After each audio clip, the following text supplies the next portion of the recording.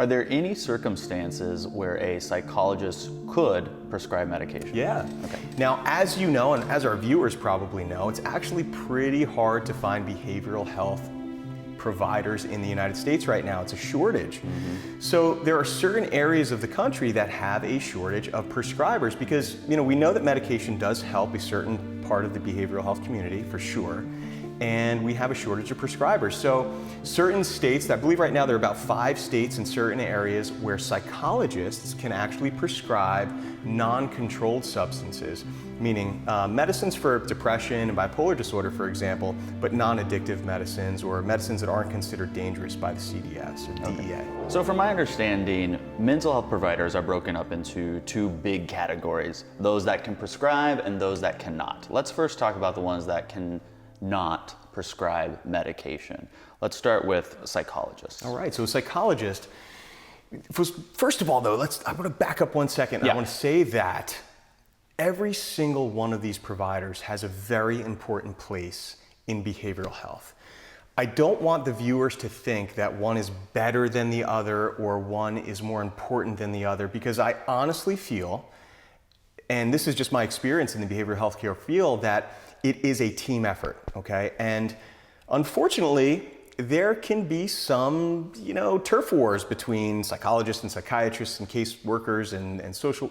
And to me, I think that's silly. I think it's very important to acknowledge that to get the best help, everyone has to work as a team, and one is not necessarily more important than the other. That's what I just want to get out there. All right. Yes. So speaking of psychologists, so important in the process. Psychologists, as we spoke, are PhDs or PsyDs. It's a doctorate level of training. These are people that went to 4 years of college and then 4 years of graduate school. And a lot of psychologists that I worked with or work with on a daily basis are just amazing at what they do, and they tend to focus on therapeutic interventions. So you can either be a clinical psychologist, which means that you interact with patients, or you can be a research psychologist, right? So there's a little bit of a broad spectrum as to what a psychologist does. I know plenty of people that are PhDs in psychology but don't see patients, but they love being in the lab, and they gather data and do research and do papers, and it's wonderful, like research papers. Clinical psychologists deal with patients, and in most cases they tend to find a paradigm that they sort of like. And we've talked about CBT and DBT or ACT, all these different sort of therapeutic interventions, and they tend to specialize in some. Now, there are psychologists that are sort of a jack of all trades too, but keep in mind that psychologist or clinical psychologist is going to be a highly trained individual that is going to focus on therapeutic intervention if you're going to see one. Okay. And just to, in case this is someone's first time at MedCircle, CBT, DBT, and ACT or ACT are all different types of treatments. We have series on all 3 of those. They're available at medcircle.com. All right. So what kind of training would a psychologist and clinical psychologist undergo? So the training that they're going to undergo is, first they're going to go to an undergraduate college, right? So you graduate high school in the United States, and the next step is we're going to go to a 4-year college. And you can major in whatever you want, basically. It can be a psychology degree, it can be an economics degree, it doesn't matter. But you're going to apply to a graduate school in psychology that offers a PhD degree. And then what they're going to do is they're going to go to a 4-year program of training in the behavioral sciences. And there are different tracks. There's research-based tracks, there's clinical-based tracks. So it really depends on the school that you go to as to sort of what the direction your career is going to go, basically. So psychologists are going to get that 4 years of training, maybe even some internship experience after that 4 years working with an established psychologist or neurologist or whatever it may be. Cool. So it's extensive training for sure. Now, what is the role of a counselor? Counselor. So counselor's kind of a funny word, right? It's kind of a vague word because you can call a PhD psychologist a counselor, right? However, when we talk about counselors, it's like an umbrella term. And under that umbrella can be a psychologist, a PhD, or a PsyD. You also have master's level of training, which means in the United States at least 4 years of college and then about a 2-year master's program in either licensed counselor, like a licensed clinical social worker, or an independent licensed counselor, right? And that's usually a master's level program. And these are people that focus on therapeutic interventions, family counseling, marital counseling, interpersonal psychotherapy. and they provide therapeutic intervention, right? And are they using things like CBT and They DBT? certainly can. Yeah, they can certainly do training in that. So what is, and they're seeing patients. Sure. So what's the difference then between a psychologist and a counselor? So a psychologist can be a counselor. A social worker can be a counselor. That basically means you're seeing patients for psychotherapy. Understood. Right? So we're kind of splitting hairs with the words, but If you like psychology and learning about mental health and want to learn more while meeting other people who are interested, explore your membership options using the link below this video or visit medcircle.com. the important thing is they're all providing a therapeutic intervention for the patient. You know, psychologists have a doctorate degree, so it's a little bit more of an intensive degree. They may have spent a lot of time focusing on a certain research-based sort of field. They could be like very, very profound, proficient in CBT, for example, right? And I'm not saying that the master's level is not good. It's certainly great. It's an amazing level of education.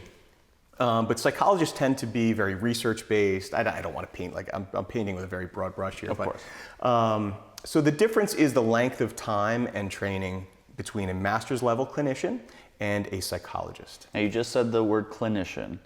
Can that be interchanged with counselor, or is that a separate entity? Yeah, this is so funny, right? So I think the interchangeable words here are counselor and clinician. Okay, what about therapist? And therapist, there And you go. You just found three. So, Okay. and that's why it's so confusing, because honestly, I'm a psychiatrist. You can call me your therapist. You can call me your counselor. So the truth is, if I'm providing therapeutic intervention for you, like psychotherapy, and you're seeing me once a week, and we're doing CBT, then I'm your CBT counselor, right? Got it. So, Or my CBT clinician, or my CBT therapist. right. Got it. Now, and the way these words are adopted though, in most cases, if I'm working at a hospital, for example, and I'm the psychiatrist, and someone says, "Hi, the clinician would like to talk to you," I'm going to assume that it's a master's or PhD level individual in behavioral health that's involved in the team. Right? So usually clinician is geared towards the individual that's doing the therapy. Okay. Right, on the team. Okay. Now, social workers. Okay. What is a social worker, and is there a difference between a social worker and a clinical social worker? Right, so the degrees are licensed clinical social worker, Okay. right? And there are social workers that focus on a pathway for more clinical therapeutic intervention too. So social worker means that they did a lot of the training that a licensed therapist, like an LPC, a licensed professional therapist, meaning a master's level type of care. But social workers also learn sort of the unique way to do what's called case management and care planning and disposition planning for people that are in the hospital. So social workers really know the intricacies of available resources in the community, discharge planning for patients at hospitals, things like that. So social workers have that sort of specialty under their belt as well. Interesting. Now, between psychologist, counselor, clinician, therapist, clinical social worker, and licensed Professional counselor, LPC. and LPC, are there any other assessment and therapy providers that we're missing out of that group? Well, I think you could certainly have a psychiatrist that can do that for you, and we'll talk about that. You can even have an APN, or a nurse practitioner, or an NP that provides therapeutic intervention as well. So they can fall under that category too. Understood. But I think a good distinction, the way you sort of broke it down, was prescribers and non-prescribers, I think is a pretty good way to go, because that's the most clear delineation. So if someone has bipolar disorder, for example, that is something that requires a medication to be treated. They could see any number of the individuals that we discussed, but in addition to that, they would have to see someone who can prescribe medication. Most likely. I mean, of course, there are circumstances where someone with bipolar disorder can be managed with just psychotherapeutic intervention. But, as you sort of climb the ladder of care, or acuity of care, right? And you start with, let's just say, a therapist, which could be, let's just say, a master's in clinical social work or a licensed professional counselor, right? If that counselor feels like, you know what, this looks like a diagnosis of bipolar disorder and it looks like medication would probably help you, then they might refer you to a prescriber. Okay. And then that's where we get involved with the team effort that I was talking about. That's very, very important. Are there any circumstances where a psychologist could prescribe medication. Yeah. Okay. Now, as you know, and as our viewers probably know, it's actually pretty hard to find behavioral health providers in the United States right now. It's a shortage. So there are certain areas of the country that have a shortage of prescribers because, we know that medication does help a certain part of the behavioral health community for sure.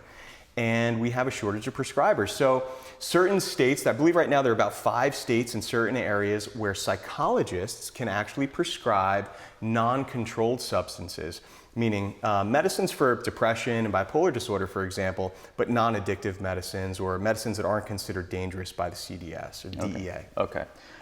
Wonderful. I needed that so bad. I've been talking to you and our other doctors and patients, and I was always just like, well, what is the difference between all of those? That was so clear. Thank you for providing that.